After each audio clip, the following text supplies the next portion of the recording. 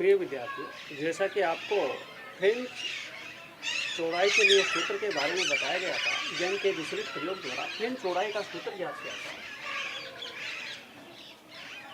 French चौड़ाई beta बराबर lambda D बटे डी। अब इसके बाद में फ्रेंच चौड़ाई किन किन बातों पर निर्भर करती है वो देखिए। सूत्र में जो जो भौतिक राशि आ रही है उन पर निर्भर करती है। फ्रेंच चौड़ाई की निर्भरता, फ्रेंच चौड़ाई की निर्भरता नंबर 1 है प्रकाश की तरंग दैर्घ्य। प्रकाश की तरंग दैर्घ्य पर देखिए, यदि कलासम स्रोतों के बीच की दूरी स्मॉल डी एवं कलासम स्रोतों से पर्दे की दूरी डी नियत हो तो बीटा समानुपाती क्या हो गया, लैम्डा, या बीटा बराबर के लैम्डा, बीटा 1 के लैम्डा 1, बीटा 2 बराबर के लैम्डा 2। इसलिए बीटा 1 बटे बीटा 2 बराबर आ गया लैम्डा 1 बटे लैम्डा 2। बीटा लैम्डा के समानुपाती है। यदि इनमें ग्राफ खींचा जाए, एक्स एक्स वाई एक्स, ये लैम्डा ले लिया या बीटा ले लिया तो इसमें सीधी रेखा प्राप्त होगी। इस पर आधारित न्यूमेरिकल भी बनते हैं कि यदि जैसे एग्जाम्पल के तौर पर यदि 4000 एंगस्ट्रॉम तरंग दैर्घ्य का प्रकाश प्रयुक्त किया जाए तो पर्दे पर 4 मिलीमीटर चौड़ाई की व्यतिकरण फ्रिंजें प्राप्त होती है। यदि 6000 एंगस्ट्रॉम तरंग दैर्घ्य का प्रकाश प्रयुक्त किया जाए तो फ्रिंज चौड़ाई क्या थी, तो इस फॉर्मूले की सहायता से याद कर लेंगे। देखिए क्या गया, दिया है लैम्डा 1 बराबर, कन्वर्ट कर लेंगे 4 गुणा 4000 गुणा 10 की घात माइनस 10 मीटर, बीटा 1 बराबर 4 गुणा 10 की घात माइनस 3 मीटर, लैम्डा 2 बराबर 6000 गुणा 10 की घात माइनस 10 मीटर। तो बीटा 2 बराबर क्या आएगा, बीटा 2 बराबर लैम्डा 2 बटे लैम्डा 1 इंटू बीटा 1। बीटा 2 को इधर ले गए, लैम्डा 2 बटे लैम्डा 1, ठीक है, इंटू क्या आ जाएगा बीटा 1, या बीटा 2 बराबर आ गया, लैम्डा 2 का मान कितना है 6000 गुणा 10 की घात माइनस 10 बटे लैम्डा 1, 4000 गुणा 10 की घात माइनस 10 गुणा 4 गुणा 10 की घात माइनस 3, कैंसिल हो जाएगा,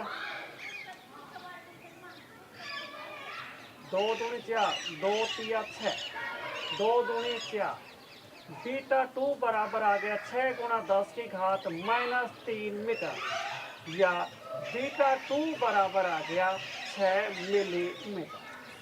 अर्थात अगर प्रकाश की तरंग दैर्घ्य बढ़ा दी जाती है तो फ्रिंज चौड़ाई का मान बढ़ जाता है। अर्थात फ्रिंज चौड़ाई स्लिट प्राप्ति प्रकाश की तरंग दैर्घ्य के समानुपाती होती है। तरंग दैर्घ्य बढ़ाएंगे फ्रिंज चौड़ाई बढ़ जाती है, तरंग दैर्घ्य कम करेंगे फ्रिंज चौड़ाई कम हो जाती है। अब इसके बाद में नंबर 2 निर्भरता, नंबर 2 देखिए,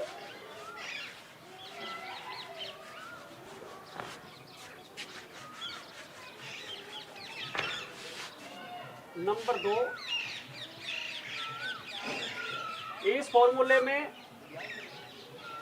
कलासम स्रोतों से पर्दे की दूरी पर कलासम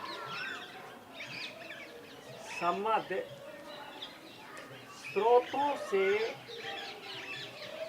पर्दे की दूरी पर दूरी पर। देखिए बीटा समानुपाती क्या है, डी। बीटा समानुपाती डी अर्थात फ्रिंज चौड़ाई कलासमन स्रोतों से पर्दे की दूरी डी के समानुपाती होती है। कलासमन स्रोतों से पर्दे की दूरी बढ़ाएंगे तो फ्रिंज चौड़ाई का मान बढ़ता है। कलासमन स्रोतों से पर्दे की दूरी कम करेंगे फ्रिंज चौड़ाई कम हो जाती है। या beta 1 equal to K D 1 और बीटा 2 बराबर के डी 2। इसलिए beta 1 by beta 2 equal to D 1 by D 2। X X ये वक्र खींचना चाहिए, ये बीटा ये डी मूल बिंदु बीटा डी के समानुपाती है तो सीधी रेखा प्राप्त। इस पर आधारित न्यूमेरिकल कैसे बनते हैं देखिए। व्यतिकरण यंग के द्विस्लिट प्रयोग में, यंग के द्विस्लिट प्रयोग में लैम्ब्डा तरंगदैर्घ्य का प्रकाश प्रयुक्त करने पर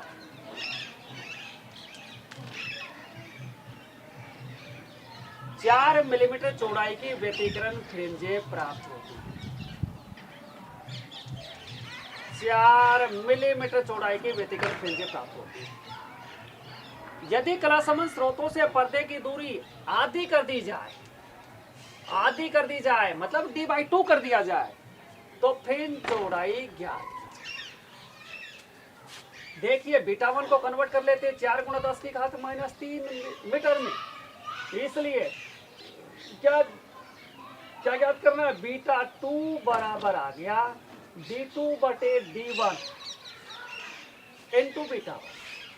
तो क्या आ गया, या बीटा 2 बराबर d/2 d1 का मान d गुना बीटा 1 का मान 4 × 10⁻³ d से d कैंसिल, 2 से 2, या बीटा 2 बराबर 2 × 10⁻³ मीटर, या बीटा 2 बराबर 2 मिलीमीटर। अर्थात स्लिटों से पर्दे की दूरी आधी कर दी जाती है तो फ्रिंज चौड़ाई भी आधी हो जाती है। तो इस फॉर्मूले पर इस प्रकार के न्यूमेरिकल बनते हैं। इसके बाद तीसरी निर्भरता देखिए। तीसरी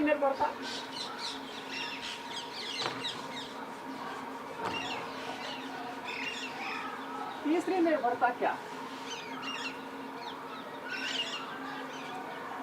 तीसरी निर्भरता नंबर 2 कला संबद्ध स्रोतों के बीच की दूरी पर, कला संबद्ध स्रोतों के बीच की दूरी। देखिए यदि प्रकाश की तरंगदैर्घ्य तथा कला संबद्ध स्रोतों से पर्दे की दूरी नियत हो तो बीटा समानुपाती 1/d या बीटा बराबर k/d, बीटा 1 k/d1। और दूसरी स्थिति के लिए बीटा 2 बराबर क्या आ जाएगा, k/d2। इसलिए बीटा 1/बीटा 2 बराबर क्या आएगा, d2/d। इस फॉर्मूले पर आधारित न्यूमेरिकल भी बनते हैं। एग्जाम्पल के तौर पर देखिए, यंग के द्विस्लिट प्रयोग में लैम्ब्डा तरंगदैर्घ्य का प्रकाश आपतित कराने पर पर्दे पर 6 मिलीमीटर चौड़ाई की व्यतिकरण फ्रिंजें प्राप्त होती है। 6 मिलीमीटर। यदि कलासमन स्रोतों के बीच की दूरी 3/4 कर दी जाए तो पर्दे पर प्राप्त फ्रिंजों की चौड़ाई ज्ञात कीजिए। तो ज्ञात कीजिए, कर लेंगे। देखिए क्या आएगा, बीटा 2 बराबर क्या आएगा, बीटा 2 बराबर d1/d2, d1/d2 इंटू बीटा, या बीटा 2 बराबर आ गया d1/d2 d/3/4 d गुणा 6 गुणा 10 की घात -3। डी से डी कैंसिल हो गया, 3 दूनी 6, या बीटा 2 बराबर आ गया 4 दूनी 8 गुणा 10 की घात -3 मीटर, या बीटा 2 बराबर 8 मिलीमीटर। देखिए फ्रिंज चौड़ाई जो है कलासमान स्रोतों के बीच की दूरी के व्युत्क्रमानुपाती होती है, अर्थात कलासमान स्रोतों के बीच की दूरी कम होगी तो फ्रिंज चौड़ाई बढ़ेगी। तो यहाँ कलासमान स्रोतों के बीच की दूरी 3/4 कर दी जाती है, तो इस स्थिति में फ्रिंज चौड़ाई का मान क्या होगा, बढ़ेगा। पहले फ्रिंज चौड़ाई का मान 6 मिलीमीटर था, लेकिन कलासमान स्रोतों के बीच की दूरी जब 3/4 कर दी जाती है तो फ्रिंज चौड़ाई का मान कितना हो जाता है, 8 मिलीमीटर हो जाता है। तो इस प्रकार से ये फ्रिंज चौड़ाई की निर्भरता है। इसके बाद में देखिए नंबर 4, स्लिट पर जिस तरंग दैर्घ्य का प्रकाश आपतित कराया जा रहा है उस प्रकाश तरंग के आयाम, फ्रिंज चौड़ाई जो होती है उस प्रकाश तरंग के आयाम के वर्ग के समानुपाती भी होती है। इसलिए दो स्थितियां बन गई, बीटा 1 बटे बीटा 2 बराबर A1 स्क्वायर बटे A2 स्क्वायर। इसके बाद में नंबर 5 बिंदु देखिए, यदि यंग के द्विस्लिट प्रयोग में स्लिट पर श्वेत प्रकाश आपतित कराया जाए तो जो केंद्रीय फ्रिंज है वो श्वेत प्राप्त होती है और उसके चारों ओर रंगीन फ्रिंजें प्राप्त होती है।